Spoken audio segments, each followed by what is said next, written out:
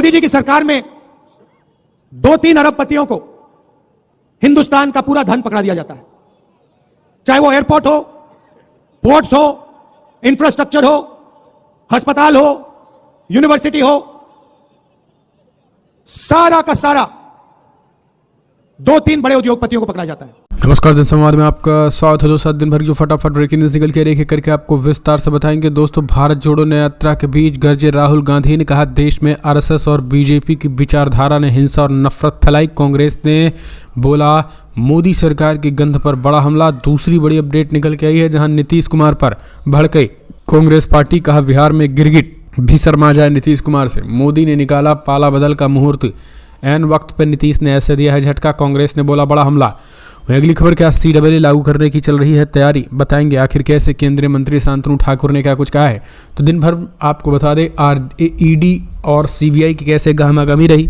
ED दफ्तर लालू यादव से हुई पूछताछ, खास करके बिहार में आपको बताएंगे क्या घमासान है।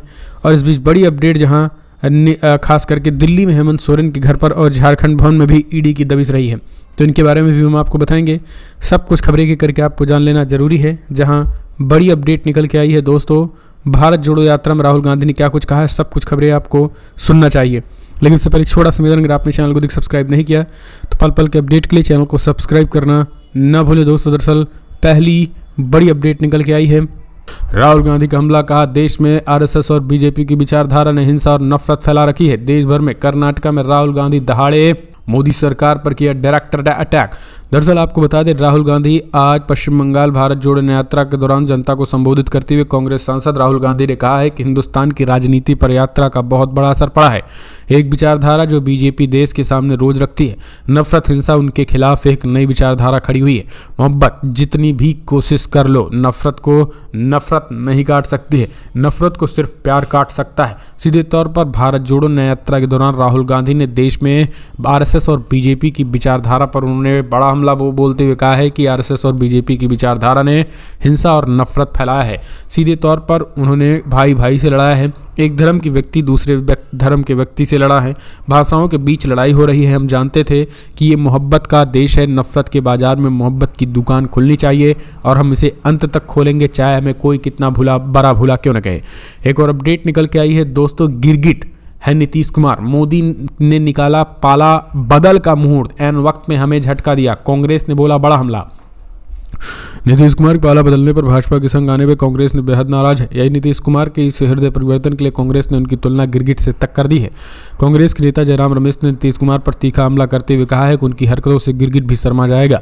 उन्होंने कहा कि नीतीश कुमार ने 23 अक्टूबर को पटना में मीटिंग बुलाई थी और इसमें 18 पार्टियां मौजूद थी। इसके बाद बेंगलुरु और मुंबई में भी मीटिंग हुई। नीतीश कुमार ने कोई संकेत नहीं दिया है कि ऐसा कुछ कर सकते हैं। बिहार में मौसम वैज्ञानिक होते हैं और वहां आया कुमार गया कुमार भी होते हैं। जयराम रमेश ने कहा है कि ये तो गिरगिट को भी कड़ी टक्कर देंगे।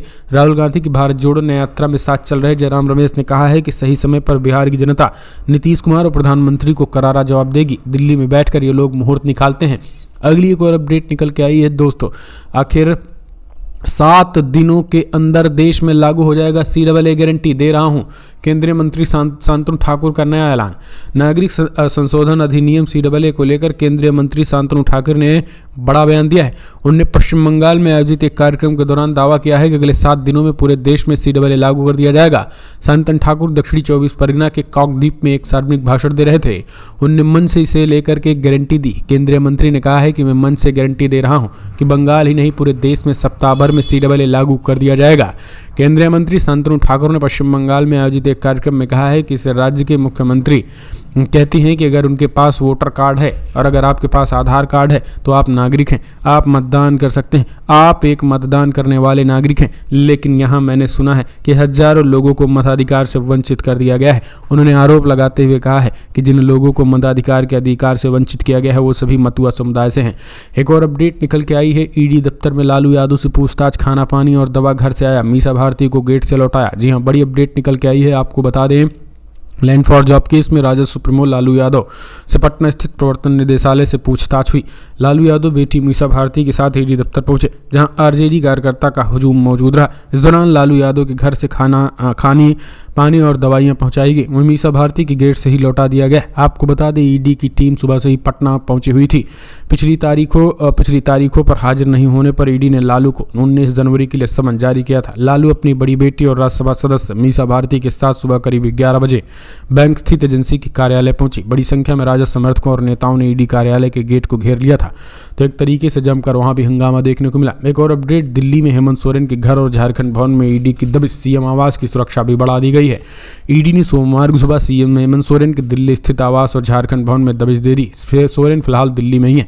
वहीं 27 जनवरी को शाम करीब 8 बजे चार्टर्ड प्लेन से रांची से दिल्ली गए थे। खबर है कि उन्होंने वहां ईडी की कार्रवाई को लेकर अपने वकीलों और विधि विशेषज्ञों से कानूनी परामर्श लिया है। ईडी की इस दस्तक की खबर के साथ ही राज्य में सरकार और प्रशासन अलर्ट मोड में है। सुरक्षा एजेंसियों को तैनात कर दिया गया है। सुरक्षा एजेंसी की तैनाती को जो है वो और बढ़ा दिया गया है। सिचुएशन जो है वो कहा जा रहा है कि काफ़ी ज़्यादा टफ हो चुकी है और तनावपूर्ण सिचुएशन होने की वजह से वहाँ पर फिलहाल चुनौती जो है वो काफ़ी बढ़ गई और यही कारण है कि अब उन अपने लोगों को जो है वो कंट्रोल कर रहे हैं। तो ये चीज़ें जो है वो देखने को मिल रही है। अगली एक और अपडेट निकल के आई है दोस्तों, आखिर कैसे हम मदरसों में राम को पढ़ाएंगे, बाप को ही कैद करने वाले औरंगजेब को नहीं, सादाब शम्स का बड़ा बयान। उत्तराखंड वक्फ बोर्ड के इन दिनों खूब सुर्खियां। मदरसा का आधुनिक बनाने के लिए एनसीईआरटी सिलेबस लागू करने के ऐलान के बाद अब वक्फ बोर्ड ने एक और बड़ी घोषणा कर दी है। उत्तराखंड वक्फ बोर्ड ने मदरसों में भगवान राम के जीवन और उनके मूल्यों के बारे में पढ़ाने का फैसला किया। बोर्ड के चेयरमैन सादाब शम्स ने इसकी वजह भी बताई है। कहा है कि मदरसों में भगवान राम को पढ़ाया जाएगा, औरंगजेब को नहीं। सादाब शम्स ने कहा है कि बदलाव शुरुआत में 4 मदरसों से किया जाएगा। नया पाठ्यक्रम इस साल मार्च में 4 मदरसों से शुरू किया जाएगा और बाद में इसे सभी 117 में लागू किया जाएगा। अभी जिन मदरसों में नया सिलेबस लागू किया जाएगा वो हरिद्वार, देहरादून, उधम सिंह नगर और नैनीताल में है। इंडियन एक्सप्रेस की एक रिपोर्ट के मुताबिक शाम्स ने कहा है कि जिस तरीके पूरे देश में अयोध्या में श्री राम की प्राण प्रतिष्ठा का उत्सव मना रहा है, हमने सोचा कि 4 आधुनिक मदरसों में भगवान राम के बारे में पढ़ाया जाए। अल्लामा इल्लम ने भी भगवान राम को इमाम हिंद कहा था, तो इस तरीके से उन्होंने कहा है कि हम ये चीज़ें पढ़ाएंगे। एक और अपडेट निकल के आई है दोस्तों, अगली खबर, जहां इजराइल की सुरक्षा के लिए जो भी ज़रूरी है वो करूंगा। आईसीजी के फैसले के बाद प्रधानमंत्री नेतन्याहू का नया बयान। दरअसल आपको बता दें, नेतन्याहू पूरी तरीके से डिस्टर्ब हो चुके हैं और उन्हें अब समझ नहीं आ रहा है करे तो करे क्या। दरअसल प्रधानमंत्री बेंजामिन नेतन्याहू ने कहा है कि हम अपने देश को सुरक्षित करने के लिए जो भी कदम उठाने होंगे हम उसे उठाएंगे। ये चीज़ें जो है वो उन्होंने कही हैं और ये भी कहा है, साथ में ये भी उन्होंने कहा है कि आने वाले समय में जो भी दुनिया भर में जो चुनौतियां मिल रही हैं, इन चुनौतियों से भी हम लड़ने को तैयार हैं, लेकिन अब हम रिस्क नहीं ले सकते हैं। गाजा में हमास से समझौता, मतलब एक बार फिर से हम अपने देश में हमले को आमंत्रित करेंगे। ये चीज़ें नेतन्याहू का कहना है। यानी एक तरीके से नेतन्याहू को इस बात का डर है कि अगर जो है वो सीज फायर हो जाता है तो फिर से एक बार उन पर अटैक हो सकते हैं, यानी एक बार फिर से इजराइल पर हमले हो सकते हैं। इस बात का डर बखूबी जो है वो नेतन्याहू को सता रहा है। फिलहाल ओवरऑल खबरें कमेंट्स के माध्यम से अपने सुझाव दें, आपको क्या लग रहा है कि जिस तरीके की खबर निकल के आ रही है और यमन अमेरिका को लेकर जो खबर निकल के आई, आप अपने सुझाव देना ना भूलें। पल पल के अपडेट के लिए चैनल को सब्सक्राइब करें। इस वीडियो में इतना ही। जय हिंद, जय भारत। अब बिहार में हमारा क्या लक्ष्य, इस यात्रा में हमने न्याय शब्द जोड़ दिया है। भारत जोड़ो न्याय यात्रा। और सच्चाई यह है कि आज के हिंदुस्तान में गरीब व्यक्ति को ना आर्थिक न्याय मिलता है, ना सामाजिक न्याय मिलता है।